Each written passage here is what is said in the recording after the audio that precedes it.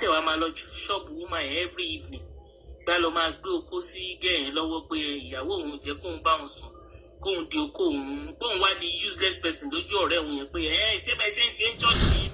Bí mo ṣe ní kí n máa lọ báyìí bàbá kan lọ mi lápá mú ni mo à pé wọ́n wá fi ọwọ́ mi síbi oko wọn má rí ara báyìí ti dìde irun kí ni gbogbo rọ́bìṣì yìí bá ní bàbá program ń lọ lọ́wọ́ nínú ilé lọ́ní yẹn kò lè take àwọn ju 1 minute lọ kí n jẹ́ káwọn sáré ṣe since láti lè jáde kí n jẹ́ ká ṣe nínú ọ́fíìsì bẹ́ẹ̀ mo bá yarí pé no I can't do it torí mo ṣe máa kọrin I can't do it ní bàbá bá ní ẹ ṣé mo máa wá ń gbà yẹn tá bá parí program àwọn máa excuse everybody tó fẹ́ rí àwọn lóru mo ní rárá wípé ìgbà tí mo rí pọ́n disturb mi jù mo ní no problem. Nam. I have a similar experience when I was very, very young. I will mention the church. Okay. Deeper Life Bible Church. Kí lẹ wí? Kí lẹ pè? Deeper Life Bible Church. Deeper kan náà. Deeper Life Bible Church. Bẹ́ẹ̀ni sir.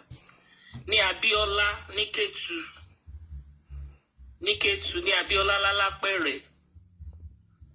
So, it happens that mommy wa disciplinary ni tí bá ti ṣe báyìí.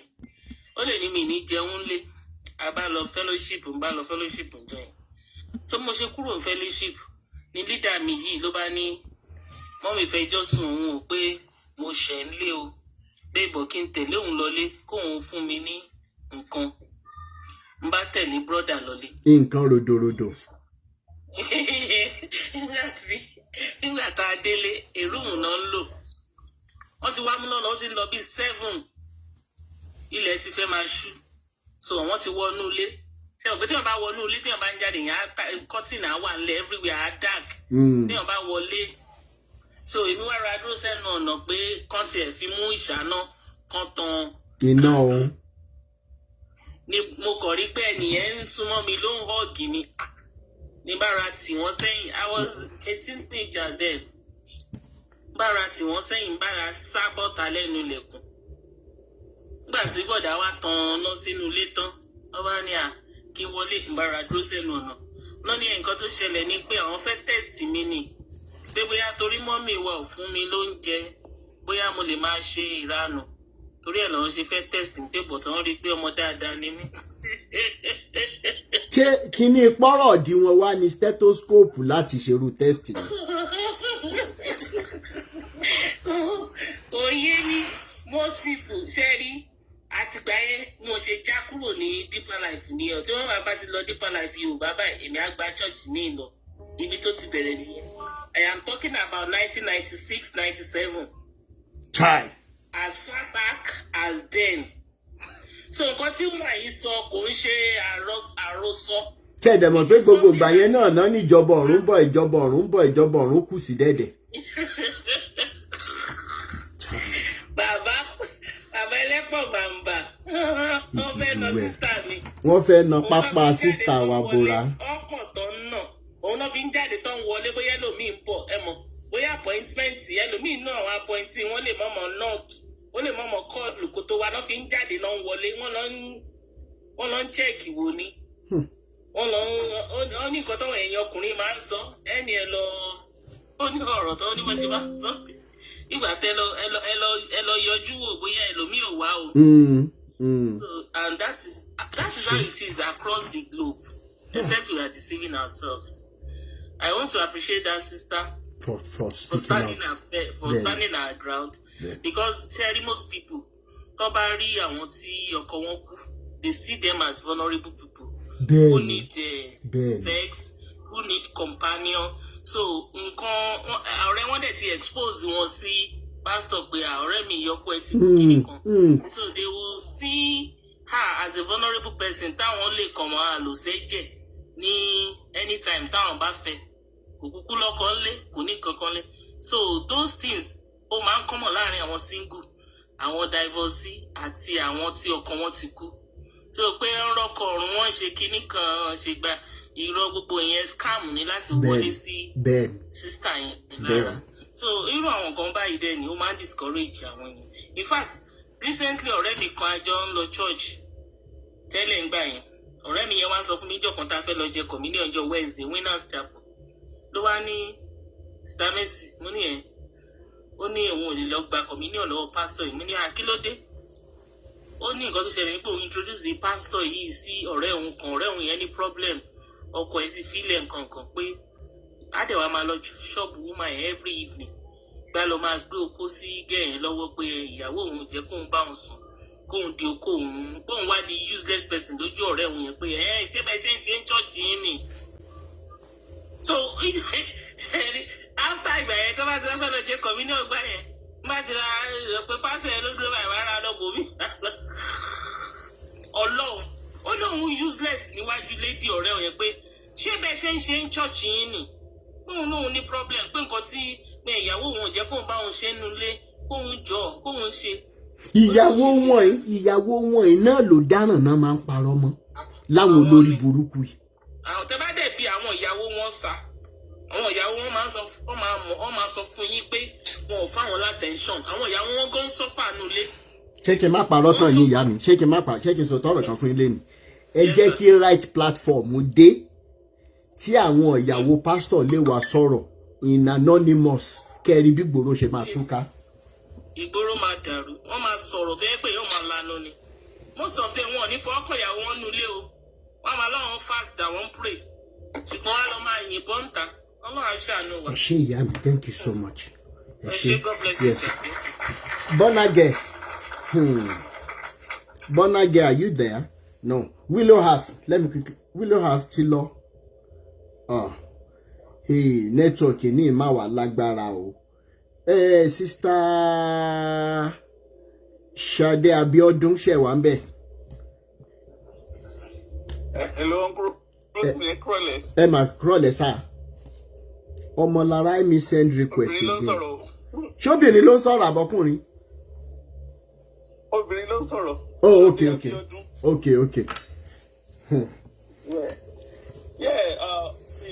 I don't have much to say, to be honest, because Muslim ni me. Okay. And but I didn't Christian, not Muslim. Bẹ́ẹ̀ni dáadáa. I just came back from Nigeria. I just came back from Nigeria recently, and my younger sister, every single day, no church, Monday to Sunday. Church wo ni sister yín lọ? Church wo ni sister yín yẹn lọ? Celestia ni. Although Mami ti kó wa lọ sí Celestia in 1973. So to you see, I know I grew up, but it's not something that I'm actually interested in. So me, can look rara at all. But when we want to deeper story, deeper life. Listen, we are both in UK, but obviously Omo Yaniwa is the first and second, so we are always behind each other. But to preach it, most of them will need no, that's not my way. And being a Muslim girl, I'm moderate. I'm not somebody that no, I don't do it. But Shemo, nǹkan tí mo kàn fẹ́ sọ ni pé ṣáà àwọn tó wà ní Nàìjíríà yẹn kọ́lọ́hún Olódùmarè kó túbọ̀ làwọn létí ọ̀rọ̀ ni because wọn kì í gbọ́ Ọlọ́run kó jẹ́ kán túbọ̀ mọ ohun tó ń ṣẹlẹ̀ nínú ayé wọn ò níṣẹ́ lọ́wọ́ o ẹ̀yin tẹ́ wà ní abroad ẹ̀ ń fún wọn lówó and the money go back to the pastors. Bẹ́ẹ̀ni. And náà máa sọ wípé àwọn olówó níbo lówó náà wá fẹ́ wà. We are here, we were struggling. There's not much that we have here. We have to pay bills. Bẹ́ẹ̀ni. You know? And tell about that to shame, but possibly no 1 year, you know, so all that kind of thing. Along with my football, even a friend of mine come here, because I've been to Hajj, okay, I've been to Umrah, then there's nothing. And even when you go there, you see how these people hate black people. Ben. They hate us. But because of the religion kind of sorry, as a Muslim new, as a Christianity new. No. Don't follow people for what they are telling you or what they are advising you to. Ben. It's up to you. It's your heart. Ben.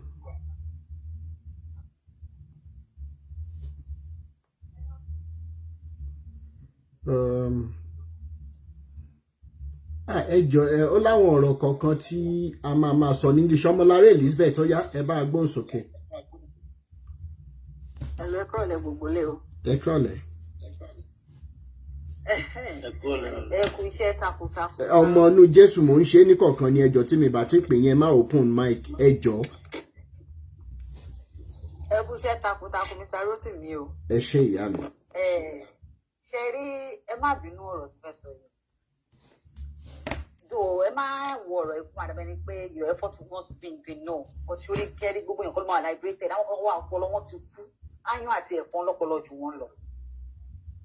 Wọ́n lè wà liberated. Àjẹ́ àwọn yẹn wọ́n máa kú sínú bondage yẹn náà. Ṣé get? Now, èmi ẹ̀jẹ̀ sọ personal experience mi pẹ̀lú one residential pastor ní Winners. Kí lorúkọ ẹ̀? Celebrate 30 years rántí ẹ̀jẹ̀ àfihàn lẹ̀ máa sọ lẹ́yìn ètò. Irọ́ a máa ń sọ ń bíbá ẹni. Máa sọ fún yín lẹ́yìn ètò. A máa ń sọ ń bíbá ẹni kì í sọ lẹ́yìn ètò tẹ́ bá ti send request a fẹ́ mọ orúkọ ẹni yẹn torí tó ṣẹlẹ̀ ni tó bá ti jẹ́ kó ṣẹlẹ̀ ẹ sọ. Ebule ò ṣe wà ń bẹ́ẹ̀ mà.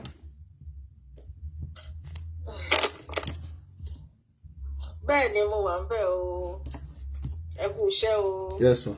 Ọlọ́run tó dá gbogbo ayé tó jẹ́ pé ẹyọ kan ṣoṣo ló wà nìyẹn tí ò pé méjì tí ò pé mẹ́ta Ọlọ́run á bá wa dúró tì yín o. Àmín mà. Ẹ ṣeun experience èmi náà pẹ̀lú same Òjó David Olúwaṣẹ̀san kọ́sítọ́mà mi nígbà tí mo wá sílé láti Saudi Arabia fún fake biometrics láti mọ̀ pé fake ni.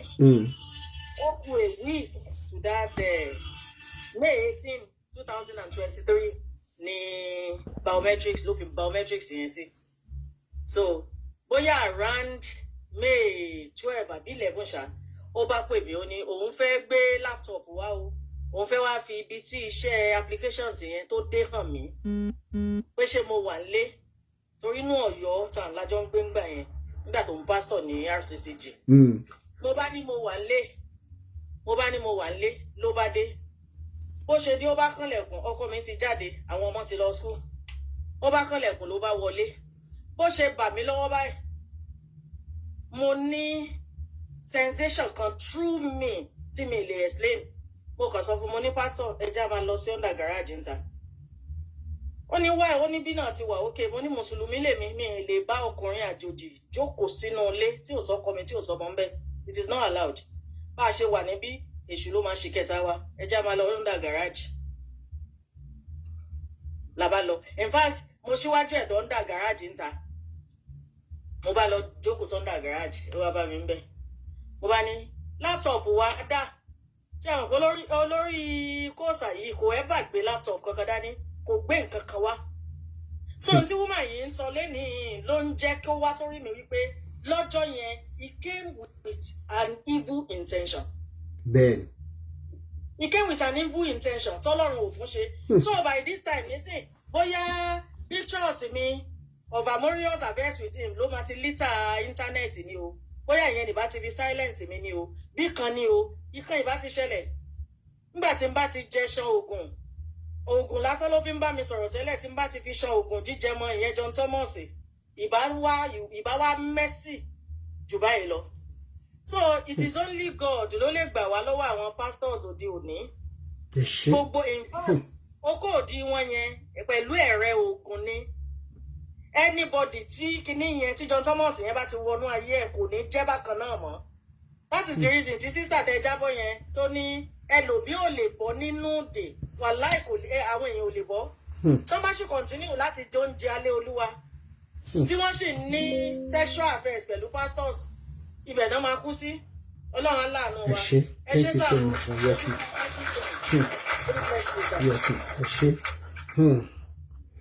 sáà orúkọ Jésù nínú tó ògo ni fún orúkọ rẹ̀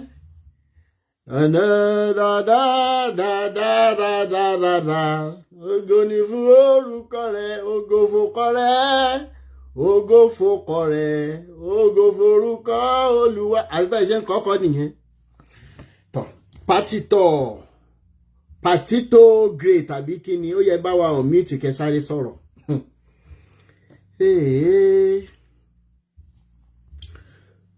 pátítọ̀ great dára mọ́lá ìmọ́lẹ̀ ó yá.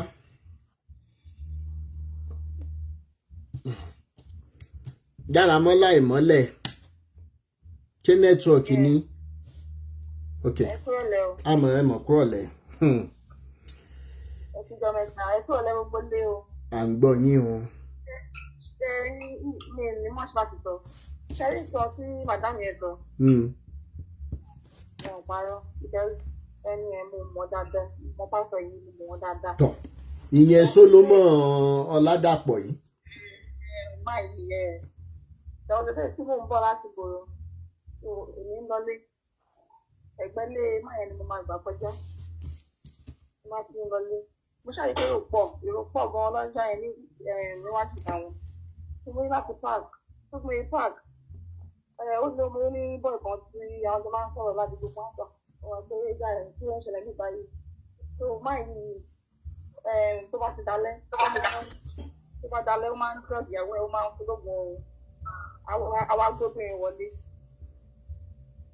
This same man yóò fún fi nǹkan tẹ́ni ẹ̀ sọ ṣáṣìírí ẹ̀ wá tú ni Amos Philip. Overdose bẹ́ẹ̀ ni àṣìwọ́n tún overdose gan-an tún máa ń lò fún ìyàwó yẹn.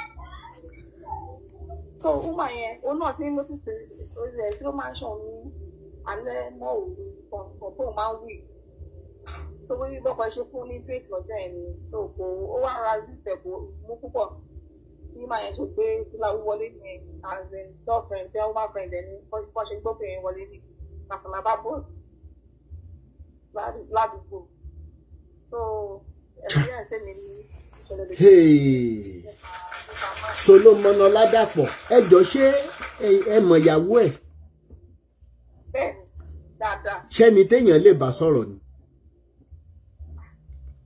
Èmi àti wọn sọ̀rọ̀ mo mọ máa yí mo mọ̀ ìyàwó wọn dáadáa wọn kọ́ mọ̀ mi. Mà á sọ̀rọ̀ lẹ́yìn ètò ó ní tí mo fẹ́ ká sọ lórí ọ̀rọ̀ ìyàwó ẹ̀. Ẹ ṣé.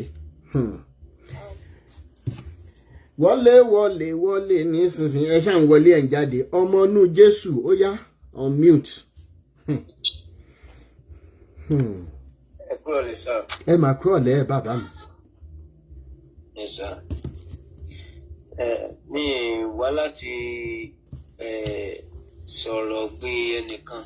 Ó dáa. But mi mú kíní ọ̀dọ̀ yín kan ni mo fi wọlé sọ́dọ̀ yín bẹ́ẹ̀ mo máa ń gbọ́ àwọn kan tó ń sọ. Ṣé rí ní tí mo lè sọ níwọ̀nba ni pé most of problem ta ní Nàìjíríà pastor kó 90% ẹ̀.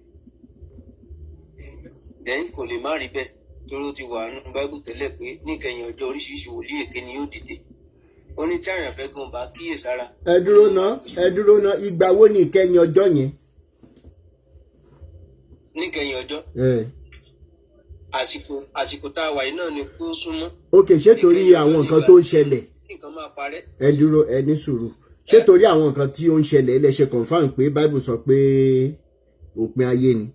Kó tó ṣẹlẹ̀ náà ti sọ.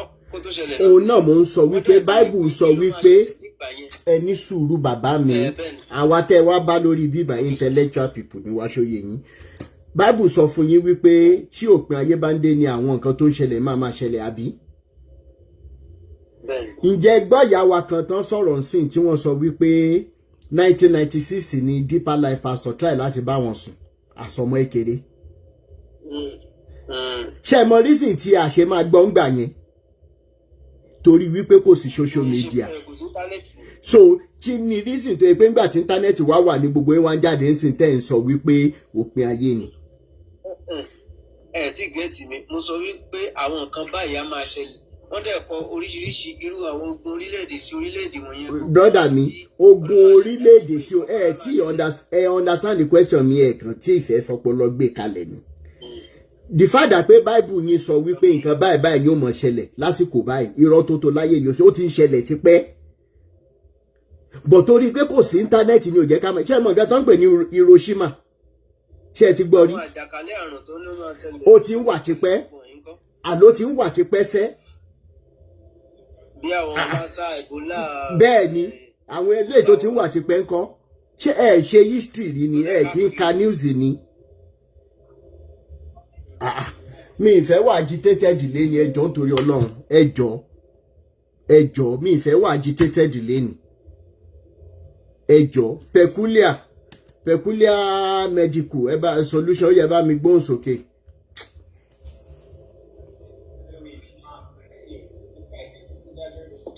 Ó yá Sister Kate ẹ bá mi gbóhùn sókè.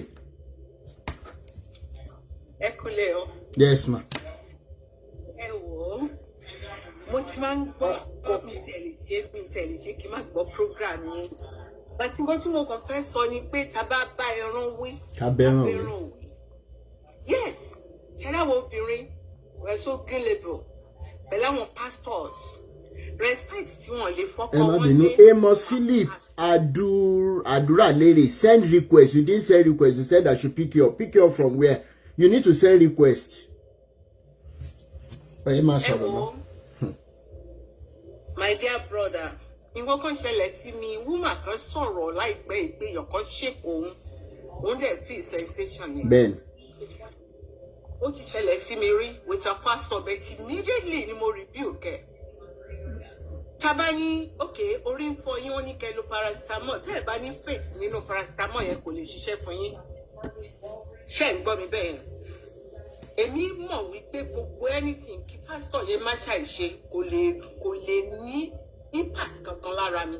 Now I'm not going there. There is a pastor tí mo máa dárúkọ pastor Adéwùmí lórúkọ ẹ̀. Church wo ni? Kì í ṣe Ẹlẹ́yẹlé lọ́nà ológun ẹrú ní ṣọ́ọ̀ṣì ó sì wà ń bẹ̀ dí sí i. I'm saying this because after I left the church a lot of people were calling me tó ń bá mi dúpẹ́ lọ́wọ́ Ọlọ́run pé mo kúrò ní ṣọ́ọ̀ṣì yẹn. Kí ni nǹkan tó ṣẹlẹ̀ ń bẹ̀? Ẹ̀hún náà mo fẹ́ sọ fún yín. Ìgbà tí mo kọ́kọ́ wọ ṣọ́ọ̀ṣì yẹn mo ṣẹ̀dé láti London ni so àwọ̀ yẹn ṣì wà so ó máa ń wò mí. So there was a time wọn obìnrin kan ó ti sick kí n tó wọ ṣọ́ọ̀ṣì yẹn so wá ń ṣe testimony para òun yá. Mo fẹ́ kẹ́ gba Ọlọ́run gbọ́ mo fẹ́ kẹ́ mọ̀ pé Ọlọ́run wà ṣùgbọ́n àwọn pastors wọ̀nyí mi ò rí sí ti wọn. Hello ìyá mi lórí péjì wa ó yẹ kẹ́ ẹ ti mọ̀ tẹ́ bá ń gbọ́ tipẹ́ ó yẹ kẹ́ ẹ ti mọ̀ pé kò sígbà kankan tá a sọ pé kò sí Ọlọ́run ẹ kọ́kọ́ mú yẹn lẹ́nu. Because nǹkan tí mo fẹ́ sọ ni mo ṣe sọ bẹ́ẹ̀. Okay. So èmi àti ọmọ mi la jọ lọ sí church níjọ́ yẹn tí woman yẹn ń ṣe testimony pé Ọlọ́run yọ òun ọpẹ́lọpẹ́ pápá tó wá sí UCH tó wá gbàdúrà fóun ni àìsàn yìí fi kúrò. Ta ló ń jẹ́ pápá? Pápá pásítọ̀ Adéwùmí náà ń pè pápá. So mo wá wo obìnrin yẹn mo wá sọ fọ́mọ mi tó wà lẹ́gbẹ̀ẹ́ mi mo lóbìnrin yìí ò gbádùn o mo lẹ́yìn tí mò ń wò yìí mo ní kò gbádùn o mo láǹfà ìmọ̀ kó má kú láìpẹ́ bí mo dẹ̀ ti sọ ló ṣe rí ó kú láìpẹ́. So pastor yìí wá bẹ̀rẹ̀ tí ò bá rí mi nínú church a máa gbọ̀n ni asabọ́ta a bẹ̀rẹ̀ sí pè mí where are you not coming to church what are you doing? Máa wò pé sẹ́mi nìkan mo wà ní church ni why this closeness kí ló dé kí ló fẹ́ from me? So there was a time he called me ó ní ṣé mo ní boyfriend mo ní mi ní boyfriend ó ní bẹ́ẹ̀ ṣe fáìlì fún mi báwo lè ṣe wá ń ṣe ẹ máa gbọ́rọ̀ tí mo fẹ́ tó máa rọ̀ somehow. ẹ sọ Yorùbá. Ó ní ṣé mo máa masturbate ni mo ní kí ló ń jẹ́ masturbate ní ó ní mi masturbate o. Ẹ má sọ ní English ẹ má sọ Yorùbá ṣe kán má flag wa. Ẹ jẹ́ yín tẹ́ gbọ́ Yorùbá kí ló ń jẹ́ bẹ́ẹ̀ ní Yorùbá. Èmi ò mọ̀ bí mo ṣe fẹ́ sọ yẹn sọ. Ok báwo lẹ ṣe máa ń wá fúnra yín ẹ mọ̀ sọ lọ. Well I don't know about that. Bó ṣe sọ náà ni mo ṣe sọ yìí. Okay. So ó ṣe wá pray sí pesta mi kó má rí mi a máa gbọ̀n ni a máa wò pé kí ló ń happen to the extent pastor ìwà bẹ̀rẹ̀ sí wá mi kò wo situation because there is a situation tí mo fi wá láti London báyìí kò wo situation tí mo wà a máa wá jókòó tì mí a wá máa ṣe mo wá wò pé léyìí ò mẹ́ni tó ń bá fà o tó bá pé o mẹ́ni tó ń bá fà ni o ní ẹ̀bà wa máa jókòó tì mí sílé mi because later ni kò sẹ́ni tó sọ fún mi kò sí ẹni tó sọ fún mi pé n tó ṣe fún obìnrin tó fi kú nìyẹn èmi kàn rò ó lọ bẹ́ẹ̀ ni pé definitely ọkùnrin yìí bá obìnrin yìí sùn ó ti gba gbogbo glory ẹ̀ ó ti bá gbogbo ayé ẹ̀ jẹ́ ó tọ́ ni mò ń sọ fún yín nǹkan tó ṣẹlẹ̀ sí mi gangan ni mò ń sọ fún yín ó ti pẹ́ tí mo ti fẹ́ pè yín kí n sọ so later on ó wá bẹ̀rẹ̀ sí pester mi mo wá wò pé kí ló fẹ́ ìjọ kan mo wá lálàá pastor brad mi ò mọ bí mo tún ṣe fẹ́ sọ ilé yìí òkùnkàn tó tún máa rọ̀ mi ò mọ bí mo tún ṣe. nǹkan tí Ọlọ́run fi hàn mí tí ẹ̀mí fi hàn mí tó wà ní abẹ́ ọkùnrin yẹn ejò ni. Ẹ mọ̀ sọ̀rọ̀ lọ. À ń gbọ́ yín. Ejò ni. So máa ò pé ta ló lè tí ẹ lé ìbọ̀ lára tí ò ń ṣe kú ló máa gbẹ̀yìn ẹ̀. Definitely nǹkan tó fi ń kó ire ayé wọn nìyẹn, nǹkan tó máa rí ọ̀tọ̀, nǹkan tí ó gbọ́ ara wọn ọ̀tọ̀ ni. Náà nǹkan tó jẹ́ kí n máa sọ ọ̀rọ̀ yìí ni pé àwọn obìnrin a ní láti kóra wa níjàánu gan ni. Àtẹ̀ǹtà èèyàn ìwọ gangan alára ò mọ glory tó kárì. Bẹ́ẹ̀ àwọn tó ti ní ojú mẹ́rin wọ́n ti rí glory ayé ẹ̀. Ibi tí mo ti ń sọ̀rọ̀ ní sí Amẹ́ríkà mo wà. She understand ibi tí mo ti ń sọ̀rọ̀ ní sí yẹn. Wọ́n ti rí glory tó kárì. Tí a bá ti lè kóra wa ní ìjánu kò sí kán máa gba glory ayé wa, wọ́n máa sọ olú ẹ̀ ayé tèmi kọ́, wọ́n máa sọ ẹni yẹn jìdàkúdà ni. Ó ní mo ti kọ́kọ́ fi òwe yẹn bẹ̀rẹ̀ pé tá bá bá ẹran wí ká bá ẹran wí. Èèyàn alára bí ẹran ẹlẹ́ran ara bí wọ́n lè ti wọnú ayé lọ. Wọ́n lè ti wọnú ayé lọ seriously. Wọ́n ti gba agbára bí gba agbára lọ́hùn. Ṣùgbọ́n tí wọ́n gangan tó bá dúró lórí ọwọ́ ẹ̀ pẹ̀lú oore ọ̀fẹ́ tí Ọlọ́run fi fún ẹ ò ní kó sí pàkúté wọn. Because máa ń wò pé àwọn ènìyàn wọ́n gọ̀. Obìnrin especially kí ló ṣe wọ́n? Is it compulsory pé o gbúdọ̀ close to your pastor? It is not compulsory. Ó ní Ọlọ́run gbogbo wa ni Ọlọ́run pè. Tó bá ti lè ń gba àdúrà tí Ọlọ́run ń gbé àdúrà, Ọlọ́run ti pè ẹ́ nìyẹn. What is it? So after tí mo kúrò ní Nàìjíríà, even assistant pastor ẹ̀, ó pè mí pé madam, Ọlọ́run wà pẹ̀lú yín o. Pé tó bẹ́ẹ̀ pé ṣì wà nínú ìjọ wa ni. I think after that, before that. Ẹ jọ̀ọ́ ṣé ẹ rántí orúkọ church man tá à ń sọ yìí? Kìíní kan Ashes for Beauty for Ashes, yeah. Beauty for Ashes Church. Yes. Pastor Adéwùnmí. Àwọn látàbẹ́ CAC wọ̀nyí náà. Ṣé understand? Mo kàn ń sọ eléyìí láti lè jẹ́ kí àwọn èèyàn wọn pàápàá àwọn obìnrin pé ọkọ ló lórí aya wọn sọ pé pastor ló lórí ẹ̀. Ṣé understand? You have to know what you are doing when you go to ṣàdúrà ìṣàmì lọ́rọ̀ mi o. There is another scenario tó pè mí sí ṣọ́ọ̀ṣì ẹ̀ tó pè mí sínú ọ́fíìsì ẹ̀ tó máa sọ fún mo kàn fi dẹ́rù bá ní o. It's not as if pé bóyá mo dẹ̀ jẹ́ mèrè náà kò ṣe nǹkan kan. Mo rí ibi tó ń gbé ọ̀rọ̀ ẹ̀ lọ máa sọ mo ní pásítọ̀ ẹ̀ wojú mi ṣé mọ̀ pé inú omi ni mo wà bí mo ṣe ń bá yín sọ̀rọ̀. Ẹ̀rù bà. Mo ní yes. Mo ní inú omi ni mo wà bí mo ṣe ń bá yín sọ̀rọ̀. Mo ní gbogbo nǹkan ló ń gé ta láàránd mi. Ó ní ẹ dúró bẹ́ẹ̀ ẹ má sọ̀rọ̀ mọ́. Wọ́n á lọ pe àwọn elders ní ṣọ́ọ̀ṣì máa ń wo ibi tó ti máa jẹ̀ sí. Ó wá ní kó máa bọ̀ ní ọ́fíìsì òun tí wàá má jẹ́ nìyẹn lójú ara ẹ̀ àbọ̀ ti mẹ́mẹ́rẹ̀. Mi ò sọ ọgbọ́n, mi ò ń ṣọ̀dẹ̀ náà. So ń gbò tó pe gbogbo wọn dénú ọ́fíìsì. Ó ní ó yá ẹ continue ẹ máa sọ nǹkan tẹ̀lé sọ. Mo ní kí là ń sọ náà? Ó lẹ́yìn ilẹ̀ ń bá mi sọ̀rọ̀ tí mo nígbà tẹ̀lé ní kán lọ pé àwọn èèyàn mo rò pé bóyá ẹ fẹ́ kó jẹ́ witness sí nǹkan tẹ̀ ń bá mi sọ. Ṣé understand? Bẹ́ẹ̀ni. Ẹ̀rù mi bà níjọ́ yẹn àtijọ́ yẹn ni ò ti pè mí mọ́. So nǹkan tí mò ń try láti sọ yìí ẹ jẹ́ kí àwa náà kóra wa níjàánu.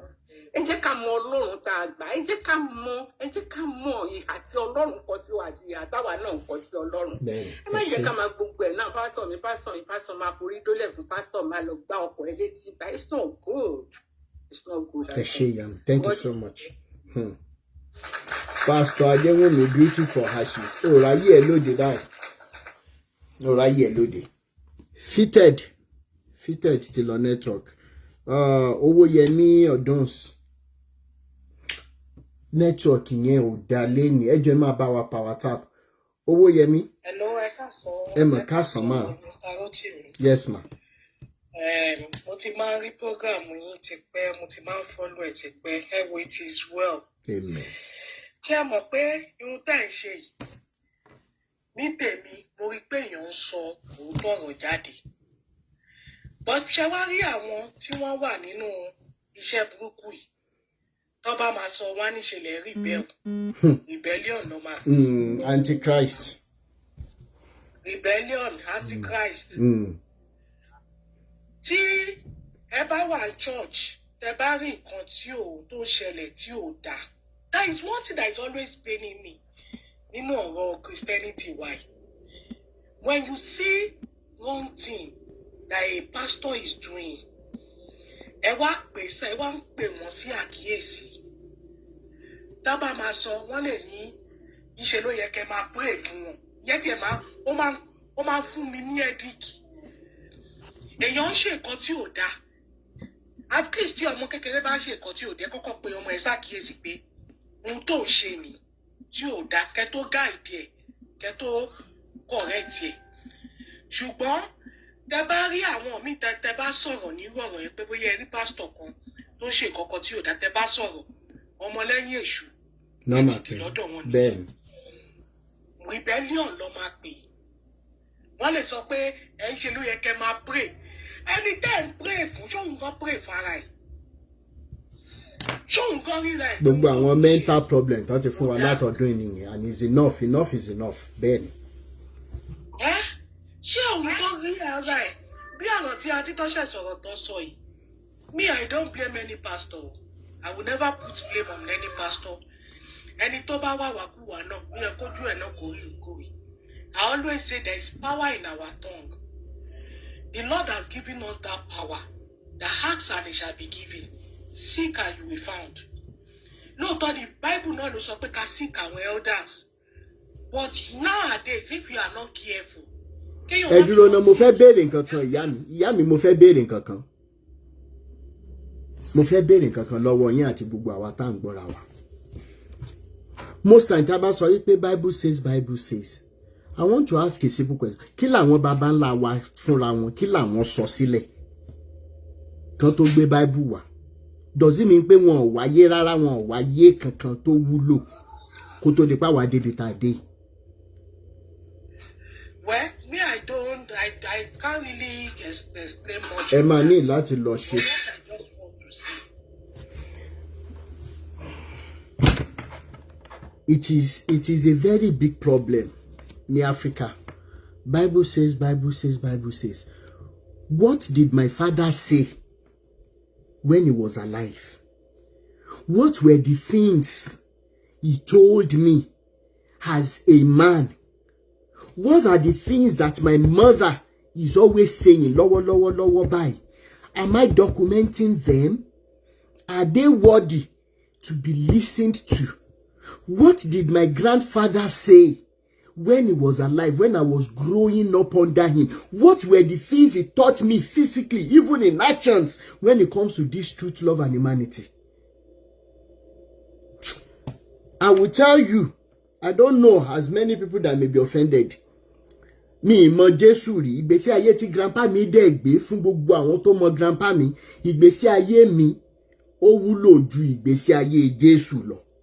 Torí wípé mo mọ̀ wọ́n, mi mọ Jésù. In tí wọ́n kọ sílẹ̀ wípé Jésù sọ ni mo mọ̀.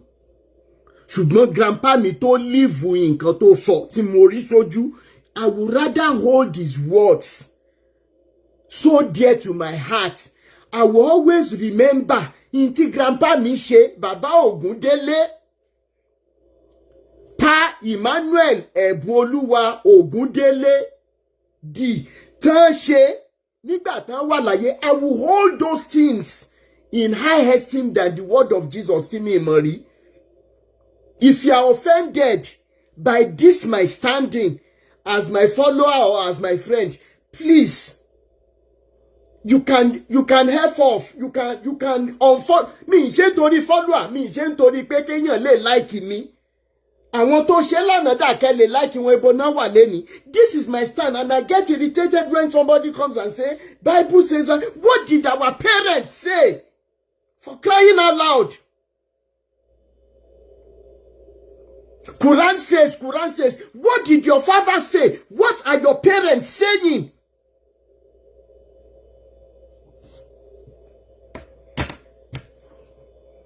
Ọmọ kìíní kan Jésù, I brought you up again. What do you want to say?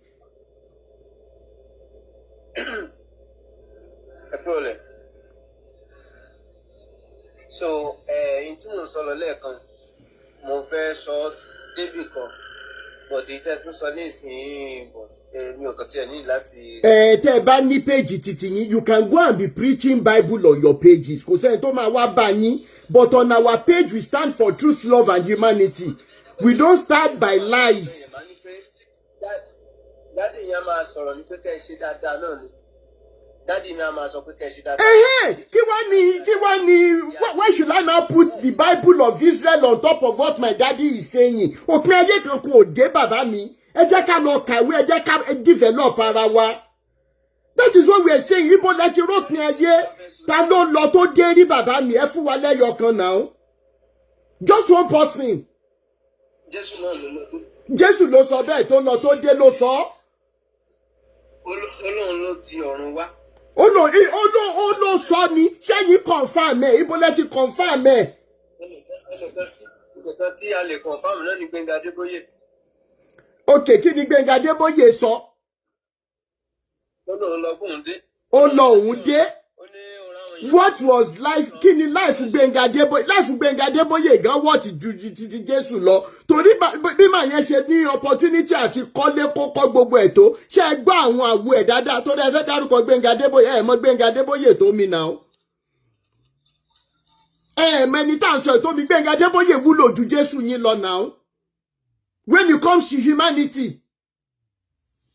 Ẹ jọ gbogbo ẹ̀yin tẹ́ ń preach Bible tẹ́ ń ṣe, ẹ lọ kàwé. Ẹ lọ wá ṣẹ́ṣe. Enough is enough. Life Gbénga Adébóyè watch ju life Jésù lọ. Ìwọ tó bá ní bàbá tó ń kó ẹ wípé má hot ẹni ẹlẹ́ni, má ṣèkà fọ́mọ làkejì, make sure pé ó ran ẹni tó bá nílò ìrànlọ́wọ́. Your father is far worth much more than Jesus. If your mother is always má ṣèkà fọ́mọ lọ́mọ, má hot ẹni ẹlẹ́ni, your mother is far worth much more than Jesus. It's either you accept it or you leave it. Adé ń sọ à ń pè lówó ńlá ronú. Nínú Bible yẹn wọn ò kọ Abẹ́òkúta Ọ̀yìnbàrà síbẹ̀.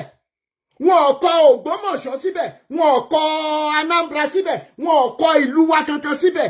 Jésù náà dẹ́tẹ́ ló sọ. Ó ní pé mo wá fún àwọn ọmọ ìdílé Ísírẹ́lì, àwọn àgùntàn Ísírẹ́lì tó sọnù. Tí a ti ṣe èrè Nàìjíríà ni. Torí ẹ̀yin tẹ́ jókòó síbẹ̀ tẹ́ ẹ fẹ́ ṣiṣẹ́ tẹ́ ń jẹjẹkújẹ lórí ẹ̀. Ọ̀rọ̀ pásítọ̀ kan la tún sọ sí kí wọ́n tún tó gbé titi ẹ wọlé. Pé Jésù sọ pé òpin ayé dé, sórí yín ti burú ni. Òpin ayé dé. Look at how much resources that are going from ibi tá a ti sọ pé òpin ayé ń bọ̀ lọ síbi tí wọ́n ti sọ fún wa pé òpin ayé ń bọ̀. Olórí burúkú yín bẹ̀rẹ̀ ṣe ń lópin ayé ń bọ̀ lẹ́ ń bá àwọn èèyàn sùn lẹ́ ń bí ọmọ káàkiri. Òpin ayé bọ̀ àwọn pastors la máa rí tó níyàwó 5. Prophet Ṣẹ́gun Kọ́láwọlé, if you can defend it, come up. Pastor fẹ́yàwó 5 mẹ́fà gbogbo owó olówó owó kòkó wọn lè fi rán àwọn ọmọ yẹn lọ sí abroad, àwọn ọmọ tẹ́ ní jẹun wọn. Òpin ayé ń bọ̀. What òpin ayé how? Mo ń bọ̀ bàbá Lùbáríkà, mo ń bọ̀ ẹjọ́ ẹ ní sùúrù. Ẹ mọ̀ pé ohun má gogo mi lẹ́nu for now. Prophet Kọ́láwọlé tó bá show fún ẹ, máa bọ̀ lókè, send the request, I will bring you up. Olórí burúkú ní òpin ayé bọ̀. Àwọn ọmọ lẹ́bíjọ lẹ́ẹ̀kọ́ wọn ní morals lẹ́ẹ̀kọ́ wọn lẹ́kọ̀ọ́ tó yẹ kẹ́ ẹ̀kọ́ wọn iná o. Àwọn ọmọ ẹ̀yin pásítọ̀ làwọn ọmọ yín ṣí èrè jù. Làwọn ọmọ yín ya wèrè jù. Ṣebí kan là ń sọ yìí. Ṣebí pásítọ̀ náà ni kò láwọn tó da òróró wèrè lé lórí ni. Ọmọ olópọ́n tó bá ìyàwó tó ẹni tọ́kọ ẹ̀ kú. Ṣé olórí burúkú èèyàn ni yín ni? À ń wíru. Àgbàlá Gabriel máa retí kọ́ọ̀lù mi o. Mi tí ìfi kéèsì ẹ̀ ò tí ì yanjú. Àgbàlá Gabriel máa retí kọ́ọ̀lù mi, mo máa pè ẹ́. Ọlọ́run á dẹ̀ jẹ́ ká lè yanjú ọ̀rọ̀ yẹn dáadáa. Mi ní sọ jù bẹ́ẹ̀ lọ. Ẹ̀yin olóṣó lórí burúkú náà tẹ́ wà lábọ́ọ̀dì tẹ́ máa sponsor àwọn wèrè tó ń báyé wa jẹ́ yìí. Ṣé ká máa gbàdúrà wípé bẹ́ẹ̀ ṣe wà lábọ́ọ̀dì yẹn tẹ́ sponsor báyé wa ṣe ń bàjẹ́ ní Nàìjíríà káyé yín máa bàjẹ́. Kẹ́ máa rí wàhálà he lábọ́ọ̀dì tẹ́ wà yìí. Ṣé ká máa gbà ládùúrà ni? kí odidi ẹni tó lóun jẹ́ pastor òun jẹ́ philanthropist kó máa fi 3 million lọ́yàn pé òun fẹ́ bá sùn torí owó tí ò ṣiṣẹ́ fún a dropper becoming a pastor 3 million naira to have a piece of a woman's waist. Ẹ̀dẹ̀dẹ̀ bíbẹ̀ ní pé òpin ayé abẹ́ orí yín ti ẹ̀ burú pẹ̀lú òpin ayé wèrè tẹ́ ń gbé káàkiri lórí péjì mi ni. These are the things I hear every day that make me weep, that they have used the Bible to damage us. And enough is enough. Somebody must stand up boldly and speak. Baba Lubarika Oyeba mi on mute. Hello, brother. Hello, Baba mi. Good job, bro. Sherry, ọ̀rọ̀ tó wà ńlẹ̀ yìí, ó pakasọ gan. Ó lágbára, Baba.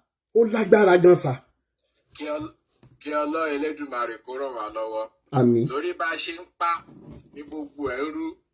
Because èmi kò tẹ̀ máa ń wòye tí bá ti ó jẹ́ kémi tẹ̀ fẹ́ avoid àwọn èèyàn tó wà lórí TikTok yìí. They are all problems.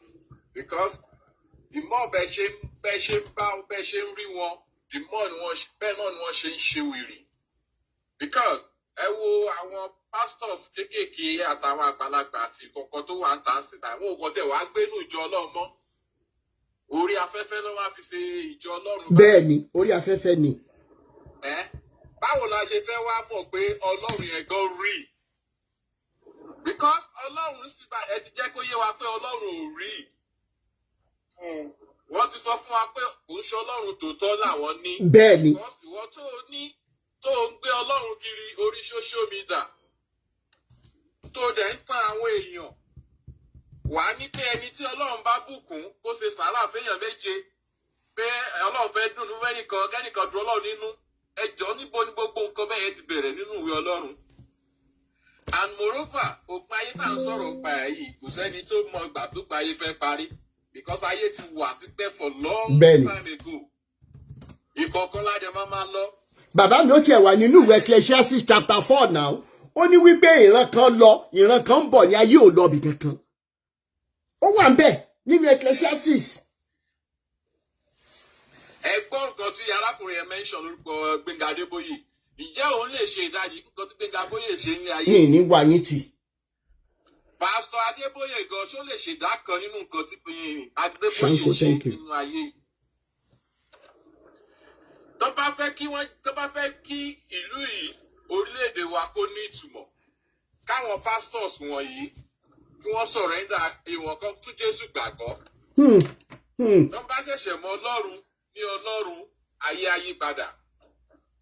Because pastor tí ò tí kó jọjọ tó ti ń kó jọjọ sórí Instagram, sórí social media, sórí gbogbo ẹ̀. Mi wá blame àwọn pastor náà bí òun ṣe àwọn ọmọ oníranù tí wọn ò fẹ́ ṣiṣẹ́. Thank you so much. Bẹ́ẹ̀ni. Tíṣẹ́ òwú wọn ṣe tó jẹ́ pé olè ojú kòkòrò ló wà lójú wọn. Òun tó ń wá miracle òjijì kiri, àwọn ni mo rí bú. Bẹ́ẹ̀ni. Because tí wọ́n bá ṣiṣẹ́ ni kò sí miracle kankan tó wà lókè tí ò ṣe pé iṣẹ́ ọwọ́ ẹ̀ ni miracle ẹ̀. Òyìnbó dúró de miracle náà. Láíláí. Wọ́n máa ṣiṣẹ́ nínú iṣẹ́ wọn ni miracle ti ń bá wọn. Bọ̀tẹ́ yóò fẹ́ ṣiṣẹ́ ojoojúmọ́ lẹ̀ ń lọ church lẹ̀ lọ́jọ́kọ̀ sórí social media. Ẹ tún máa ti bẹ̀ sẹ́rọ agbé. Ẹ tún máa ságbé. At the end of the day, wọ́n á tún fi iná gbé ọ̀tọ̀ ẹ tún máa kó lọ pastor ẹ tún máa lọ kó pastor. Ẹjọ́ níbo là ń bá ayé yìí lọ. A ní dákẹ́ bàbá mi bá ṣe máa sọ lọ náà lélẹ̀ ẹ ṣé gan. Ẹ ṣé mi ní wá yín tì. Àṣẹ Èdùmàrè. Ẹ ṣé, thank you so much sir. Best life. Mo ń bọ̀ Adéyínká. Best life. Ìyá mi ẹ ti ẹja tún gbé nǹkan wò. Òun gbé Jésù tó lóun ní ayé àtọ̀run lọ́wọ́ tó dá ayé àtọ̀run. Òun gbé bọ̀ wá ká mi mọ́lé. Ó tún wá ń sọ fún mi wípé Jésù yẹn nídìí nǹkan lọ́wọ́ mi to be able to show me that he is able to solve my problem. How can that be a God? How? I don't understand it. That he says that before he formed thee in my mother's womb, ó ti mọ̀ mí, ó ti mọ̀ èèyàn tí mo jẹ́. As a matter of fact, ó ti kọ orúkọ mi sínú sí àtẹ́lẹ̀ ọwọ́ ẹ̀. Yet he knows that okay, mo ń suffer o. mò ń ṣe báyìí o ìránṣẹ́ òun fẹ́ dó mi o ó fẹ́ fi okó gba nǹkan lọ lára mi o ó dẹ̀ ń wòran. How do these things add up? Ẹ bá mi sọ̀rọ̀ ìyá mi best life. Mo kí everybody. Pé mo sọ pé mo fẹ́ chat ní last time yẹn. Bẹ́ẹ̀ni. Mo kàn ń wò pé ọ̀rọ̀ yẹn ò lè dùn bí kí ọ̀sán ní live everybody máa kẹ́kọ̀ọ́ ní. À ń gbọ́ ni.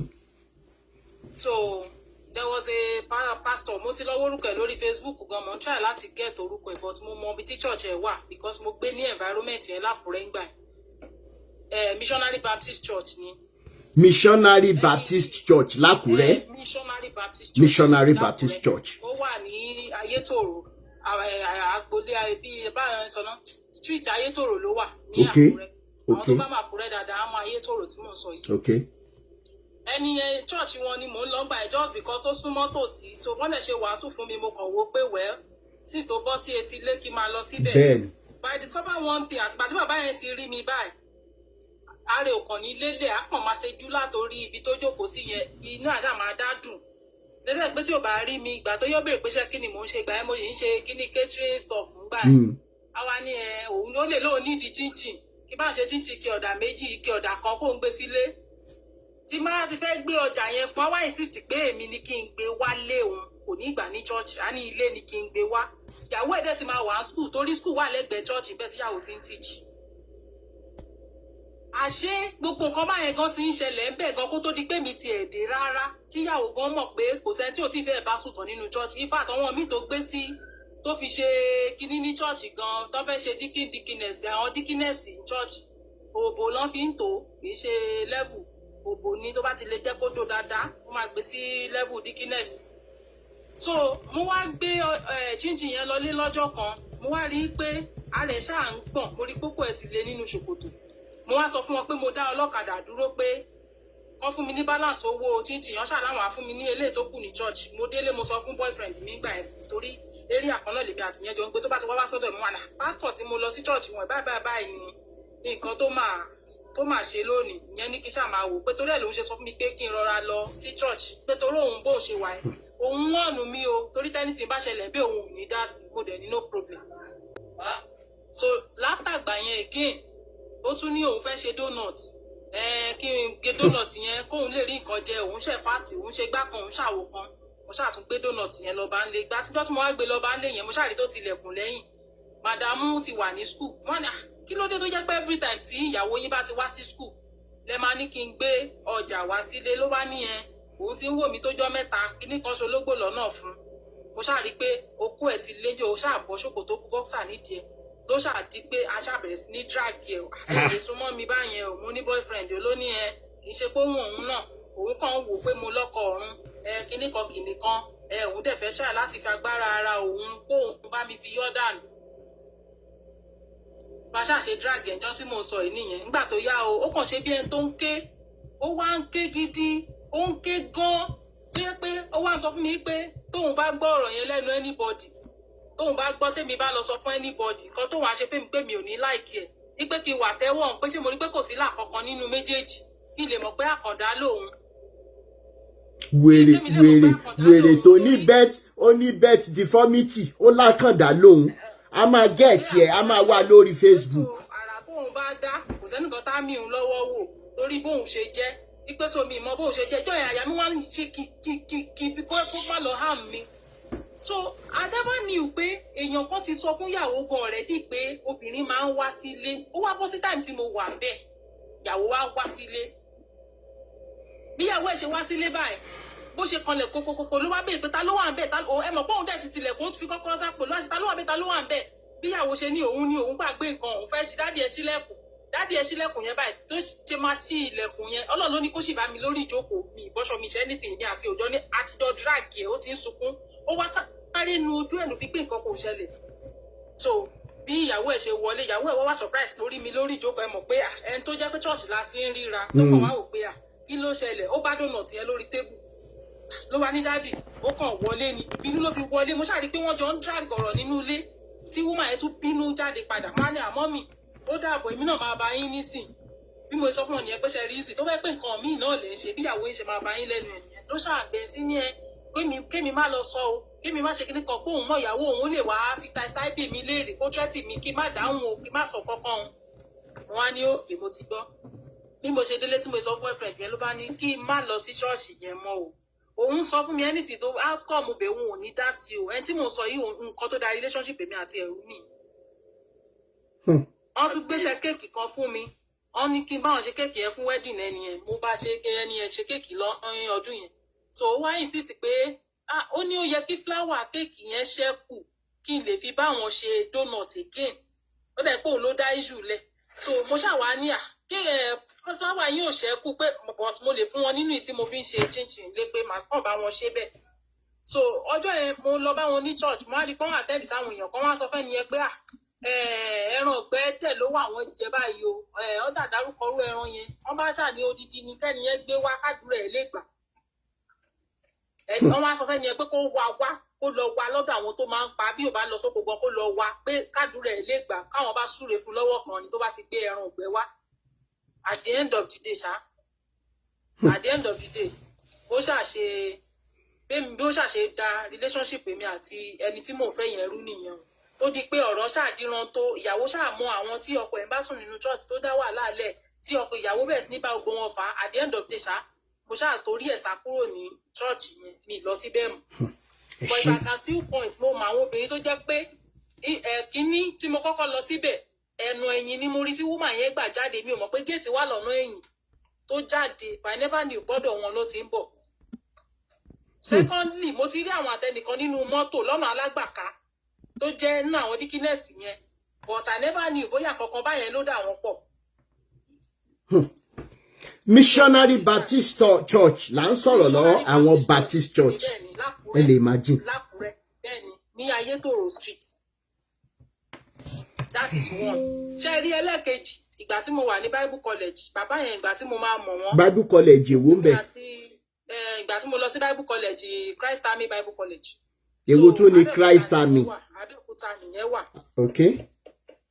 So ìgbà tí mo máa mọ bàbá yẹn mo ní issue kan gbà yẹn so ọ̀dọ̀ ọ̀rẹ́ mi ni mo lọ ìyàwó ẹ̀ wá mú mi lọ sọ́dọ̀ bàbá yẹn so bàbá yẹn ṣáà ṣe bí pé àwọn ṣe deliverance fún mi iṣẹ́ mọ̀ àwọn èèyàn jókòó wọ́n fẹ́ rí wọn lọ́fíìsì wọ́n ṣáà ṣe pé àwọn ṣe deliverance fún mi nígbà tó kàn mí láti tó ń fọwọ́ kàn mí lọ́yàn tó ṣáà ṣe die by fire tó ṣáà ń pray tó ń ṣe gbogbo ẹ̀ inú wa bí mi jọ ẹ̀gbà irú kí ni gbogbo eléyìí tí bàbá yìí náà tún ṣe yìí after experience mi lákùrẹ́ ni mò ń sọ yẹn o 2019 ni ọ̀rọ̀ tí mo padà àti bàbá tí mò ń sọ yìí Bible College yẹn so látàgbà yẹn mo ask mi mọ bí mo ṣe lè approach ẹni tó mú mi débẹ̀ kó má bàa feel somehow ẹdẹmọ ẹni tó gbẹ́sìn sórí nígbà yẹn ó àwọn ẹṣù gidi yẹn ni so mi mọ bí mo ṣe máa sọ tó ṣe máa react sọ̀rọ̀ yẹn mo kọ́kọ́ pa á múra so látàgbà yẹn mo ní problem accommodation pé kọ́sáré bá mi wá accommodation ní environment báyìí yẹn ṣáà ní kí n má wọ̀rí pé ilé kan ló wà níbi iwájú church yìí sódà má lè máa wá sí church bàbá yẹn ṣá ló sanwó ilé oṣù 6 o so látàgbà yẹn. bàbá tó ń fọwọ́ ra ọyàn fi ṣe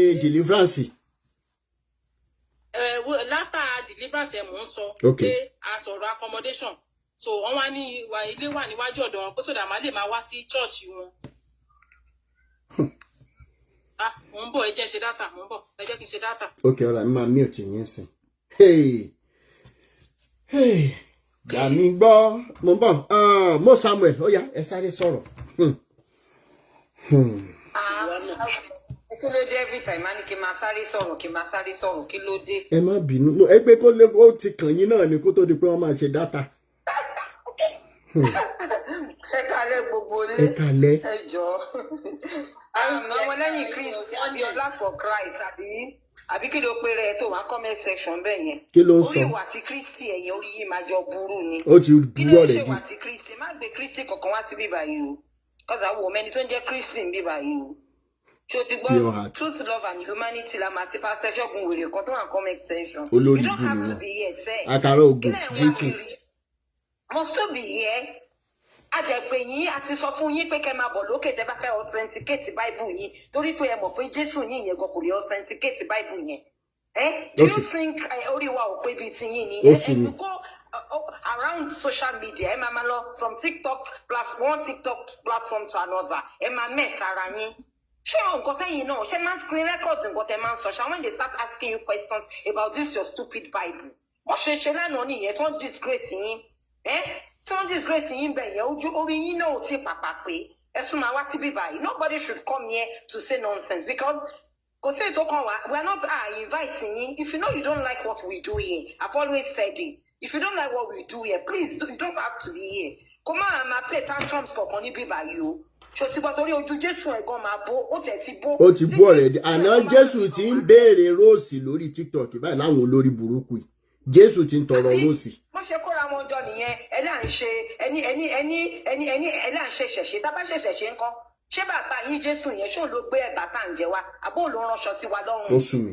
Àbó ló ń bá mi san rent. Jésù ló máa polówó kó wá pé Kọ́lá Wọlé Ṣẹ́gun kó máa sọ ó máa pásán ni Ògún ló máa fọ ojú wa ti Jésù ẹ̀yìn. Ṣé o ti gbọ́? If you know you are sure of yourself, you cannot defend this your stupid Bible. Please come and defend your Bible. Wo lórí pẹpẹ yìí. Ẹ máa fi Ògún, ẹ máa fi gbogbo, ẹ máa fi pátá nídìí obìnrin. You should be ashamed of yourself. You should cover your face in shape. Ni ojoko síbẹ̀ yẹn ń sọ̀rọ̀. Come upstairs. If you are sure of yourself, if you know what you are doing, please come up. Come and talk here. Kó yé máa ṣòṣì ní comment section. Mi ò rán ẹ̀rọ, mi ò rán pásítọ̀ ẹ̀, mi ò rán Jésù ẹ̀ gan. Jésù ẹ̀ tó wà ìwá sáyé yẹn mi ò rán. Ká má ti sọ̀wọ́ pásítọ̀ ẹ̀yin olè orí pẹpẹ yìí. Olè ọ̀lẹ. Ní bá wí, àwọn obìnrin tó ń tẹ̀lé yín lẹ́yìn ni. Nígbà tí obìnrin bá ti ń lọ dé pásítọ̀, tó ti ń rẹ́rìn-ín, torí mi ò sí rí pásítọ̀ náà. Kí ni wàá sọ pé ó ṣe é? Tí wàá máa bá mi sọ̀sọ́kúsọ, wàá gbókò ẹ̀ jáde fún mi, máa fà á tu ni. Máa fà á tu yóò tẹ̀ nílé go ahead mọ́. Máa fà á tu tí wọ́n ní. Báwo ló ṣe rójú ẹkùn sí gan-an? Mi ò rí yín dálẹ́bi o. Àwọn ọkùnrin tó ń lọ, àwọn obìnrin tó ń gbọ́ pẹ̀pẹ̀pẹ̀ tó ń kúnlẹ̀ síwájú yín nìyà. Ẹ̀yin olè burúkú yìí, ẹ lọ wá ṣẹ́ṣe. Báìbù yìí ti lana. Báìbù yìí ò ti lana àti di kọ́rọ́jọ́gbọ́n sí yín lọ́rùn àwọn àfààní dání. There's no going back, no retreat, no surrender. We are not giving up until taba put gbogbo yín tí everybody wà fún gbogbo àwọn àgùntàn tẹ kó a máa gba gbogbo wọn lọ́wọ́ yín because ẹni láti lọ fi lè bàbá yín hàn wá ní Israel. Ilé bàbá yín yẹn máa fi hàn wá ní Israel. Ojókòó síbi ìbàyè òníṣẹ́ lápá. Ẹ máa sọ Rótìmí Daniel, àwọn fàájà, à ń ṣèṣẹ̀ṣe. I support any religion. We don't support any religion. We support truth, love, and humanity. You don't have to do any religion to reach your God. You can talk to your God without anything. You don't need Jesus. You don't need that. You don't need anything. Talk to your God. He will answer you. Shetibo. We are not joking here at all. We are not playing. Shetibo. I'm a fanyija ni o. Arrest my case. Thank you so much. Bẹ́ẹ̀ni, tó bá dé lójú, bọ́ sókè. Best life. Oh yeah. Thank you so much, Musa. Mi kò ní wà ní ti. Bẹ́ẹ̀ni, kàn máa gbọ́ àwọn olè olórí burúkú. Mo sọ nǹkan kan last time nígbà tí mo wá síbí báyìí. Mo ní ẹ̀yin tẹ́ bá ti mọ̀ pé platform yìí ò bá yín lára mu. Ẹ kó ṣì lọ, ẹ má wulẹ̀ wá. Kò sí nǹkan kan tẹ́ ẹ̀ mú. Adékúnlé bẹ́ẹ̀. Tẹ́ bá mọ̀ pé ẹ ṣì wà blindfolded by that useless thing. Ẹ get out. Wò bí báyìí. Tẹ́ bá dẹ̀ ti gbọ́, ẹ máa kàgbá kò lẹ́yọ kankan. Àṣẹ Èdùmàrè. Àṣẹ. So bí mo ṣe ń sọ lọ, ẹni yẹn mo ṣàgbálé sí iwájú ọ̀dọ̀ wọn, àwọn lọ́sànwó 6 months. So ìgbà tí mo wá bẹ̀rẹ̀ teaching, mo wá padà kó owó yẹn lọ fún ọ pé dáàdì. Mo dẹ̀ tún ra extra polo méjì. Mo rà lé lórí pé dáàdì ẹ ṣé o. Mo dúpẹ́ pé true yín ni mo fi gẹ̀ẹ́tì ilé síbí báyìí. Mo máa ń kọrin bẹ́ẹ̀, mo máa ń interpret fún wọn. So gbogbo nǹkan tí bàbá ń ṣe nobody knew because bó ṣe máa ń sọ̀rọ̀ ẹ máa rò pé bóyá preaching wọn yẹn 9 minutes báyìí kí ìpè kan ló fà á kí ìgbàsókè dẹ́gbẹ́ according to bó ṣe máa ń preach ẹ̀. So after ìgbà yẹn bàbá ṣe pè mí jọ́kan nìyẹn pé ṣé mi ní wọ Bible college àwọn kìnnìkan mo ní no problem wọ́n dẹ̀ register mi. Dọ́tọ́ máa fi lọ mí Sunday kan. Ó jẹ́ torútorú náà fi máa ń pè mí o. Ọmọ kan ń gbé lọ́dọ̀ mi gbà yẹn Ọpẹ́yẹmí tó bá ti pè mí ní bóyá ń gé aago kan òru àbágo méjì máa jí Ọpẹ́yẹmí pé ṣó rí pé bàbá yìí ló tún ń pè mí. Kí ni bàbá ń pè mí fún nírú táìmù yìí Ọpẹ́yà ní wọn tí ì sọ̀rọ̀ ni wọ́n sì máa sọ̀kan tó wà máìdì. So a faithful Sunday like that wọ́n kàn pè mí ní pé ẹ jọ kí lẹ porúkọ chọ́ọ̀chì wọn yẹn ìgé náà. Kí lẹ sọ Freedom Life Christian Church. Freedom Life Christian Church ní ọ̀dọ̀ títí wọn. Okay. Christ Army Bible College ní ọ̀dọ̀ ní kíní Bible College wọn. Christ Army Bible College. Bible College. Ó wà ní along Abiola Way Road, Abẹ́òkúta. Okay. lọ́nà Ọlọ́run ṣògo Abíọ́lá way within that exit ló wà. A máa gẹ́ẹ̀tì fọ́tò wọn, a gbé wọn sáyé. Mo rò pé lórí burúkú ni ẹ mọ̀ sọ̀rọ̀ yín lọ. Màá sì lọ wá fọ́tò wọn lórí Facebook fún yín jáde. Ok. Ẹ ṣé. So bí wọ́n ṣàṣe sọ fún mi nìyẹn pé tá bá ti kúrò ní church lónìí o, ó ní mò ń lọ. Mo ní mi sure bí tí mò ń lọ pé mo lè fẹ́ kọ́lẹ̀ sí note àbí kémi àtọpẹ́ fẹ́ jáde. Lọ́wọ́ wá ní àwọn wo ni pé bí a kì í pàdé àwọn lóòótọ́ ọ̀kan ní ọ̀nà Olómoore. Ó dárúkọ ọ̀nà ọbẹ̀ yẹn wọ́n ní but níjọ wọn ò ní gbé mi sínú mọ́tò lọ, mo máa lọ tàbí káwọn ṣáájú mi lọ so that anybody ò ní mọ̀ ní environment pé àjọ jáde ni. So ìgbà tó time mo ti ṣe tán church o, mo kọrin, mo jó, mo ṣe everything. Èmi àtọpẹ́ àtijọ́ plan ni ọmọ tó ń gbé lọ́dọ̀ mi mo ti mọ̀ pé mi ò lọ́bi kankan. Mo jó dáadáa, mo ṣẹ́ ní tìgbà tí mo wá délé mo wá sùn. Ìgbà tó 4 àbí 5 lọ pé ọwọ́ bẹ̀rẹ̀ sí ní pè mí pé àbáwo wà ní àmúdájú orí ń fọ́ mi, ó rẹ̀ mí gidi. In fact mo lókè mo lè dìde níbi tí mo sùn sí ẹ rí pé mo ń jó ṣọ́ọ̀ṣì lẹ́ẹ̀kan gbogbo ẹ̀ ló fàbọ̀ sí mi lára. Mi ò lẹ́mìí àti jáde báyìí lọ́ba ní nǹkan tó sọ fún mi nìyẹn pé a lè jáde lónìí. Mo ní a lè jáde o. Láfta ìgbà yẹn mi mọ̀ pé wọ́n lẹ́ oró yẹn sínú. Ìgbà tó tún di bóyá bíi 2-3 Sundays after wọ́n tún fi lọ̀ mí èké nínú pé mo fẹ́ jáde. Ìgbà tó di ẹlẹ́ẹ̀kẹta tí mo wá turn wọn down again, that same hotel náà lọ júwe. But after during the time tán ask me out pé ká lọ sóòtẹ́ẹ̀lì ni, ìyàwó wọn ó wá bá mi nílé. Wọ́n ní òun fẹ́ rí mi, mo wá ní ṣé ò sí torí mo mọ̀ káwọn méjèèjì wọn ọ̀jọ́ grí. Tèmi ní Paul, tèmi làpólò ni wọ́n nu church. Àwọn kan tẹ̀lé ìyàwó, àwọn kan tẹ̀lé ọkọ. So mo ṣáà rí pé mo rí ìyàwó wọn. Wọ́n wá kan window, bá sọ pé kí Ọpẹ́ yẹn bá mi ṣílẹ̀kùn fún wọn. Lọ́ba ń bá ṣílẹ̀kùn lọ́ba wọlé. Má ní àṣé kí n excuse Ọpẹ́ ó ní rárá kọ́ ọmọ yẹn jókòó. To cut the long story short, wọ́n ṣàbí mi pé ta lọ́kọ àwọn fẹ́ pé torí mo close mọ́kọ àwọn fẹ́ mú. Pé wọ́n mọ̀ pé ọkọ àwọn yan lè ta ló fẹ́. Mo lé mi ò mọ̀ bóyá tó bá bí wọ́n fúnra wọn wá ní ẹ̀ṣẹ̀ bọ́sọ̀ pé kí n lọ bá àwọn wégèlè fẹ́ nìkan. Mo ní wọ́n kàn ní lọ wégèlè fẹ́ ní ẹni I don't know the person. Mo kàn mọ̀ pé mi àtẹni ẹjọ́ wà Bible college bó mi ìmọ̀ bó ṣe jẹ́ sí wọn. Lọ́ba ní ṣe bọ́sọ̀ pé ó gbalé fún ọmọ yẹn ní alágbọn àbí kí wọ́n porúkọ bẹ̀ yẹn bí táwọn sars wà tẹ́lẹ̀ tán wà yìí wọ́n ṣàní ṣe bọ́sọ̀ pé wọ́n gbalé fún ọmọ yẹn lọ́nà ọbẹ̀. Ó lé mi ò mọ̀ ẹ lè fèèyàn tí wọn pé kọ́ tẹ̀lé wọn but I don't know anything about that. Lọ́ba ní irọ́ ni mo mọ̀ nípa màmá gan ò tí ì mọ̀ pé tèmi wà ń bẹ̀ o. Màmá ò tí ì mọ̀ pé kéèsì tèmi wà ń lẹ̀ o. So ìyá ẹ ṣáà ní irọ́ àwọn ṣàfẹ́ fi mí dẹ ọkọ àwọn páwọn mọ̀ pé ó ń fẹ́ lédì yẹn nípa àwọn èèyàn tí ń fáwọn lọ́wọ́ wọn ni màmá abẹ́tà kẹ́yìn fúnra yín discover o torí mi iṣẹ́ tẹ̀ gbélé mi lọ́wọ́ ẹ̀ ó wúwo o. After that àṣeyá yẹn máa ń ṣọ́ gbogbo movement mi pẹ̀lú òun expect kí bá òun carry out assignment. Ó wá rí i pé rírí tóun rí mi mọ́ bàbá ó ń rí kinní yẹn lójú bàbá yẹn pé ó dẹ̀ gbé bàbá mi gan ni bàbá tó láìkì gan kì í ṣe lédì yẹn mọ́. Àṣé lédì yẹn gan tó ń sọ kémi tó dé àdúgbò bàbá ti gba yàrá kan fún bẹ́ẹ̀ tẹ́lẹ̀ tó fi díjú pé pásítọ̀ kan ló gbàbẹ̀. Ìgbà tí ọ̀rọ̀ yẹn cast ni bàbá wa ṣẹ̀ṣẹ̀ lọ gbalé fún lédì yẹn lọ́nà alágbọ̀n yẹn tí wọ́n máa wá yọ wọ́n máa gbé mọ́tò jáde oníbi tó máa pààkì mọ́tò wọn sí wọ́n wá fi ọ̀kadà gbé wọn lọ tí wọ́n bá ti wá ń bọ̀ láàárọ̀ wọn á gbé wọn padà síbi tí mọ́tò wọn yẹn wà wọ́n á ṣẹ̀ máa gbé mọ́tò padà bọ̀ nílé.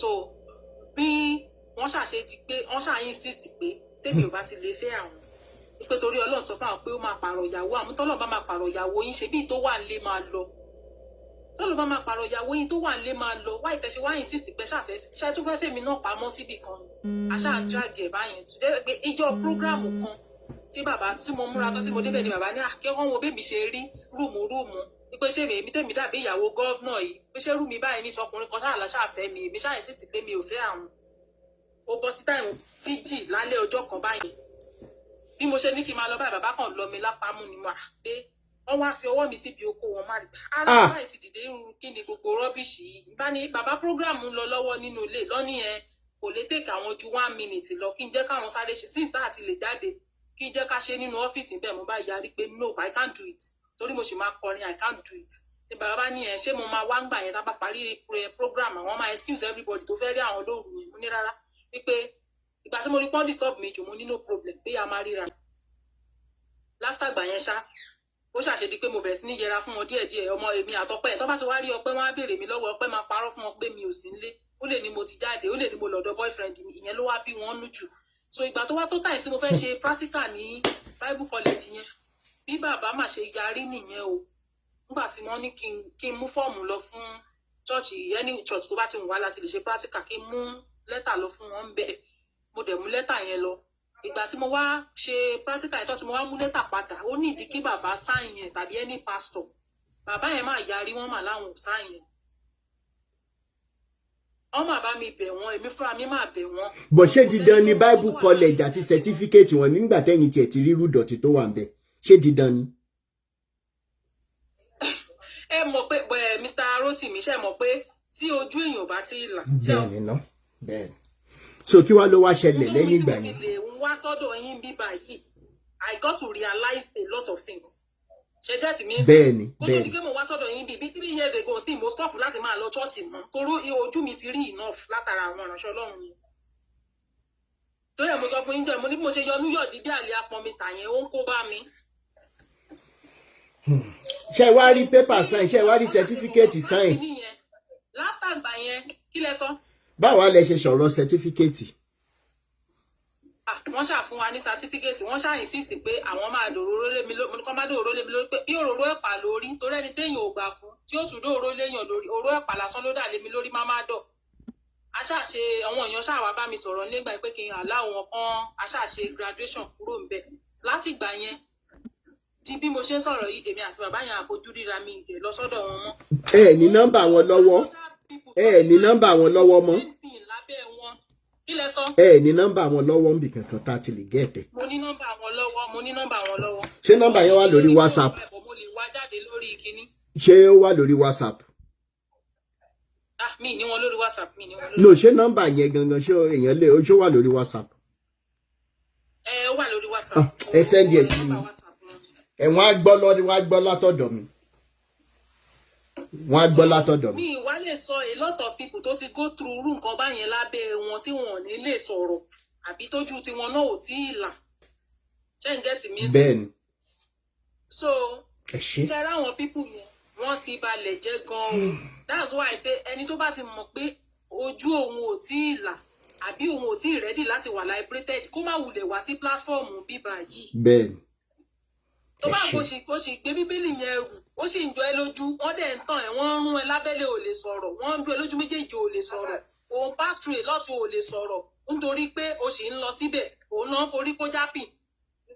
it is better now kẹ́ wà liberated kójú yín yẹn kó là kẹjọ́ ó là kẹ́ ẹ mọ truth reality is different from spirituality ẹ yé mix méjèèjì papọ̀ it's not the same reality là ń fèsì ń bì. ẹ ṣé ìyá mi thank you so much. Yes, sir. Yeah.